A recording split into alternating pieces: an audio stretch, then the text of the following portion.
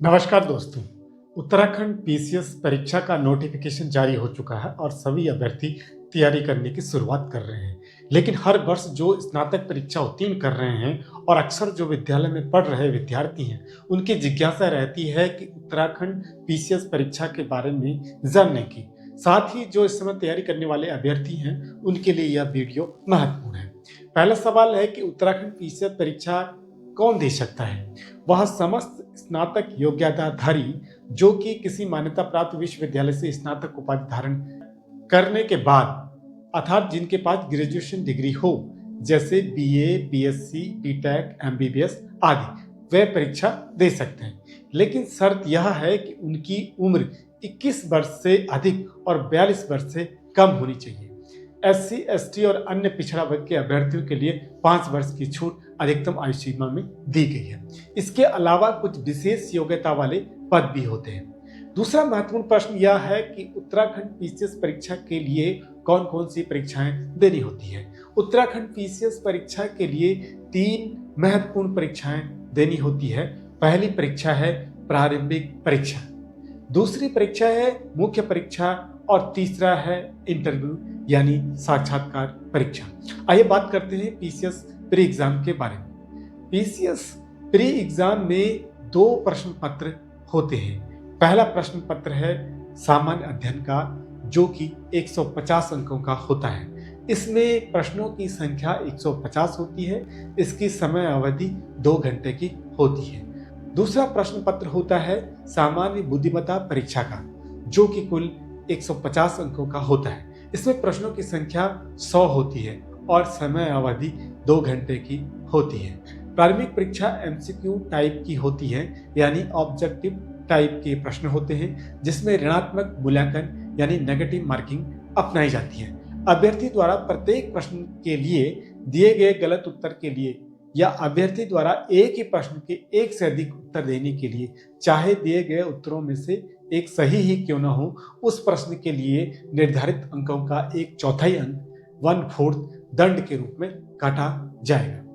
दूसरी महत्वपूर्ण बात यह है कि प्रथम प्रश्न पत्र सामान्य अध्ययन में प्राप्त अंकों के आधार पर मेरिट सूची का निर्माण किया जाएगा।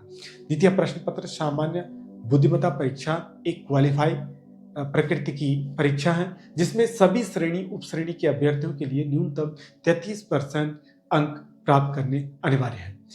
अब बात करते हैं मुख्य परीक्षा की। मुख्य परीक्षा लिखित प्रकृति की होगी, यानी डिस्क्रिप्टिव टाइप की होगी, जिसमें कुल 8 प्रश्न पत्र होंगे। प्रत्येक प्रश्न पत्र की समय अवधि 3 घंटे की होगी। पहला प्रश्न पत्र सामान्य हिंदी का होगा, जो कि 150 अंकों का होगा। दूसरा प्रश्न पत्र निबंध का होगा, जो कि 150 अंकों का ही होगा। जो 6 प्रश्न पत्र होंगे वह सभी प्रश्न पत्र सामान्य अध्ययन के होंगे। सामान्य अध्ययन का प्रथम प्रश्न पत्र भारतीय विरासत और संस्कृति, विश्व का इतिहास एवं भूगोल और समाज से संबंधित होगा। सामान्य अध्ययन का द्वितीय प्रश्न पत्र शासन व्यवस्था, संविधान, शासन प्रणाली, सामाजिक न्याय तथा अंतर्राष्ट्रीय संबंध का होगा। तीसरा प्रश्न पत्र प्रौद्योगिकी, आर्थिक विकास, जैव विविधता, पर्यावरण सुरक्षा तथा आपदा प्रबंधन से संबंधित होगा। सामान्य अध्ययन का चौथा प्रश्न पत्र नीति शास्त्र, सत्यनिष्ठा और अभिरुचि से संबंधित होगा। सामान्य अध्ययन का 5वां प्रश्न पत्र उत्तराखंड राज्य की जानकारी और छठा प्रश्न पत्र भी उत्तराखंड राज्य की जानकारी से संबंधित होगा। कुल 1500 अंकों का पूर्णांक होगा।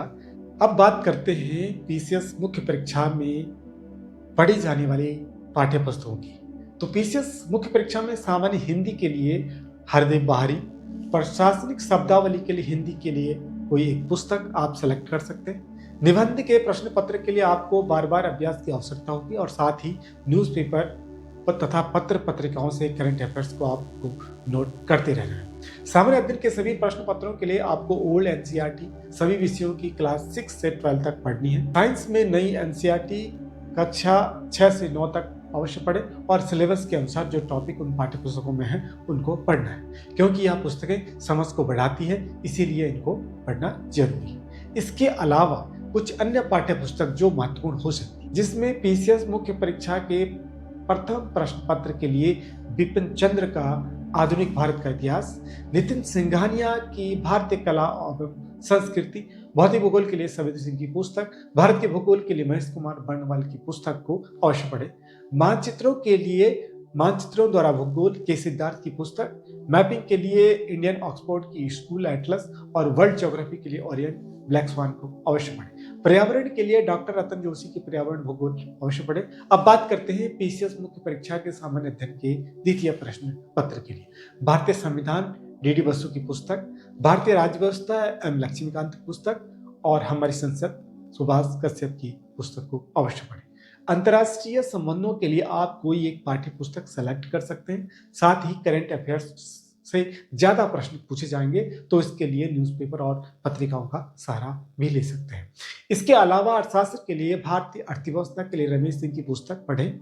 इकोनॉमी पर करंट अफेयर्स के नोट्स अवश्य पढ़ें। भारतीय अर्थव्यवस्था पर महेश कुमार बर्णवाल की पुस्तक को भी पढ़ सकते हैं, यह भी एक अच्छी पुस्तक है।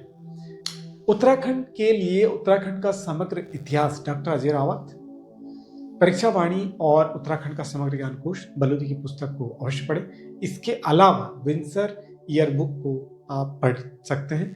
उत्तराखंड के करंट अफेयर्स न्यूज़पेपर से आप तैयार कर सकते हैं। उत्तराखंड से संबंधित करंट अफेयर्स के लिए उत्तराखंड सरकार की ऑफिशियल वेबसाइट, सूचना विभाग से प्रकाशित पुस्तकें और समाचार पत्रों तथा पत्रिकाओं का सहारा ले सकते हैं। थैंक यू दोस्तों, जानकारी कैसे लगी कमेंट करके जरूर बताएं और चैनल पर नए हैं तो सब्सक्राइब करना न भूलें। थैंक यू, नमस्कार।